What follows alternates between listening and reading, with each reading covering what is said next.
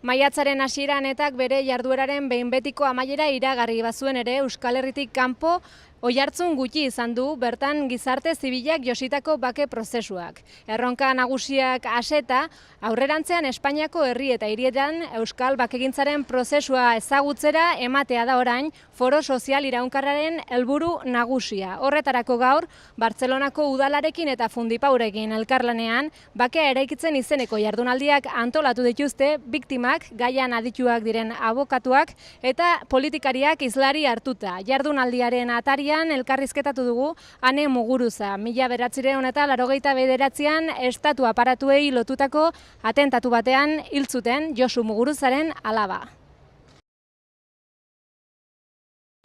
Euskal Herriko bake prozesuak ez du oihartzun gehiegirik izan handik kanpo, zer nolako garrantzia du zuretzat gaurko ekitaldiak?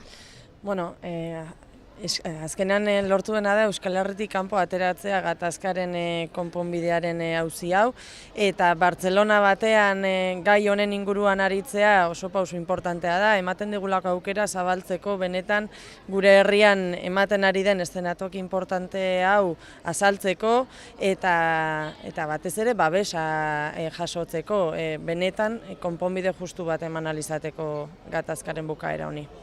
Gaurko hitzorduaren helburuetako bat da Bartzelonako osoko bilkuran onartuko den deklarazio hau kongresura iristea. Zein uste duzu dela Espainiako gobernuko aldaketaren eragina prozesu honetan? Bueno, pentsatu nahiko nuke gobernu aldaketarekin aurrera pausoak emango direla, bai presoen auzian, bai biktimen auzian ere bai, eta horretarako ezinbestekoa da gobernuak berak bere ardura, bere gain hartzea gatazkan izan duen paperaren inguruan. Jardunaldian gatazkaren aurpegi guztiek parte hartzen duzue, zenbateraino da hau konponketaren gakoa?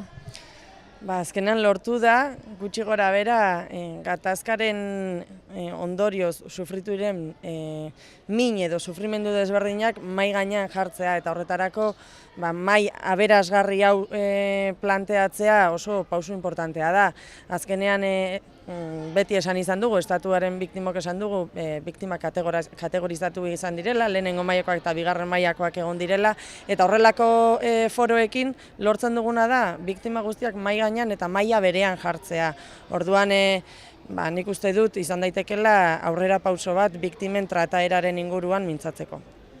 Katalunian zoritxarrez orain ezagutzen ari dire errepresioaren bortizkeriarik handiena. Nola uste duzu jarraitu dela bake prozesuaren azken etapa hau Kataluniatik?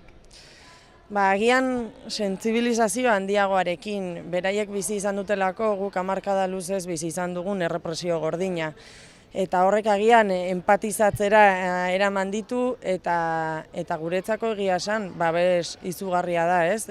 Katalunia bezalako herrialde bat momentu honetan daukan testuinguru politikoarekin Euskal Herriko bake prozesuari halako babesa eman ahal izatea. Eskerrik asko, Ane. Zuei.